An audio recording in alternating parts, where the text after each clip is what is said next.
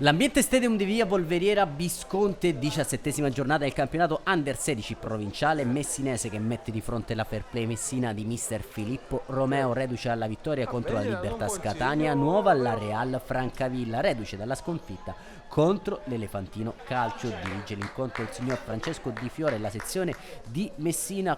4-3-3 per la compagine griffata J Academy di fronte a Pintaldi, Modeo, Irrera, Megna e Zampaglione, con Naccari, Mortelliti e Declario in mediana, tridente composto da Caruso, Piccolo e Arcadi. Grazie all'ausilio dell'immagine a cura di Francesco Romeo passiamo al film di questa sfida, che si apre dopo 5 giri di lancette, con la prima occasione con Arcadi, sfera per Piccolo, Pafumi para all'ottavo di nuovo Arcadi a innescare Declario, calcia bene, risponde ancora una volta presente l'estremo difensore della Real Francavilla. All'11° Piccolo calcia un Declario da fuori, non inquadra il bersaglio grosso.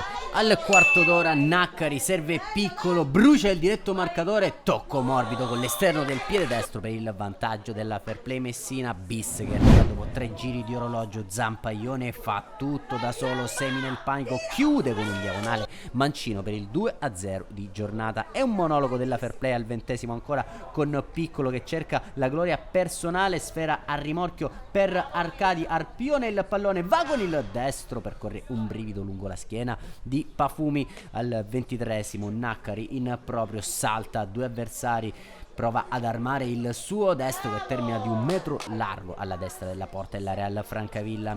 25° ancora Declario sugli scudi, ci prova con questa iniziativa, il mancino è tremendo, Pafumi alza in corner. 3 minuti più tardi sfera lunga per Piccolo che riesce ad arpionare il pallone, andare con il mancino, questa volta alla trasversale, a negargli la gioia della doppietta. 2 minuti dopo la mezz'ora Caruso per Piccolo vince un rimpallo, questa volta non può nulla Pafumi, arriva il 3-0 di giornata e la doppietta per Piccolo che farà hat-trick al minuto 38. Arcadi, proprio per l'attaccante di mister Romeo, salta tutti, chiude col diagonale.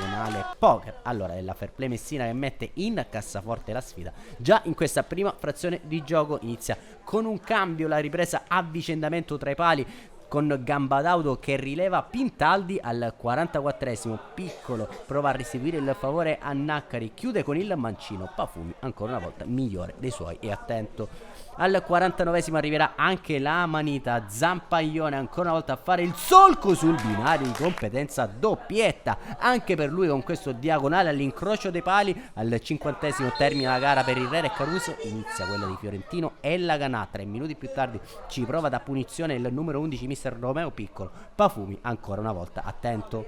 Valori tecnici sbilanciati all'ambiente Stadium, allora la Fair Play Messina con Arcadi sigla la rete del tennistico 6-0 all'ora di gioco. Arriverà anche la 7ª rete di giornata e il poker personale per Piccolo.